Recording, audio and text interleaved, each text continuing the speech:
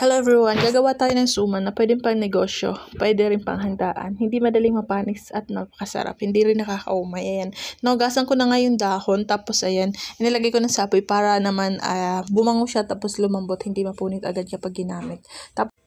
Tapos guys, yung bigas natin sa kawali natin lulutuin. Hugasan lang ng maigi. Ayan.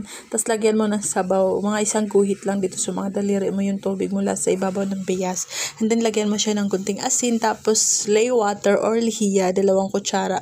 Huwag kayong susobra guys sa 2 kutsara. Kasi kapag sumobra kayo, papait yun. Yung lasa niya. So, ayan. Palutin na natin. Half cook lang yung pagkakaluto natin dyan, guys. Malagkit. Bawal sumobra kasi ma-overcook siya. Magmumukha siyang lugaw. Tapos, ganyan, guys, natin babalutin. Ayan. Simple lang yan, guys, kapag bihasa na kayo. Ganyan lang siya. Ilalak mo lang siya para hindi pasukin ng tubig.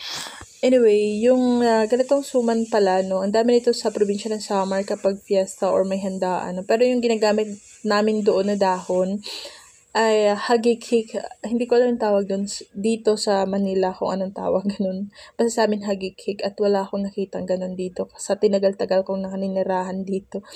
Ayan, tapos lulutuin natin guys sa 1.5 baso or tasa ng sabaw. Ayan, lulutuin natin ng mga 30 minutes or hanggang sa maluto nga siya. Ayan, napakaganda ng kulay no, nakakatakam.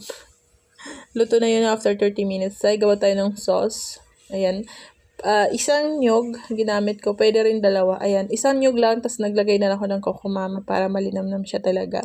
And then, bali 2 tasa, iyan na ginamit ko, kabuuan. Tapos, kunting sugar, siguro mga 2 cups. Tansyahin nyo na lang guys, kasi pangit din pag sobrang tamis. Tapos, lagyan nyo ng anis. Yung anis guys, hindi star anis. Yung anis na parang palay. Yung butil ng palay, yung itsura niya. Napakabango nun guys. Pero yun, isasangag nyo muna. Ganyan, tapos dudurugin nyo bago nyo ihalo doon sa sauce. Para lumabas yung kanyang aroma. And then, syempre, ayan, natikiman time. Tapos na tayo guys, ayan. Para hindi mapanis to guys pala, kailangan mo siyang patuyuin kapag nahango mo na siya, kapag luto na. Patuyuin mo siya, lagay mo siya sa lamesa, maghiwa-hiwalayin mo muna siya para matuyo siya pati dyan sa ilalim. Pwede rin mo siya punasan din ng tissue, pwede rin na hayaan mo lang din siya. Tapos kagandahan nito guys, kagaya ng sabi ko kasi nga hindi siya agad napapanis, tapos hindi nga siya nakakaumay. Gawa ng nakahiwala yung kanyang sauce sa suman. Ayan. Dati nga, 2 peraso for 30 pesos yung bintahan nito. Ewan ko lang ngayon guys. Pero hindi naman ako nabili kasi nagluluto ko pag gusto ko kumain. Muna itong ibenta sa school. Pwede rin kapag Pasko, ganyan. May handaan. Magpa-order ka online. Napakasarap na recipe. Yun lang guys. Thank you for watching. Bye.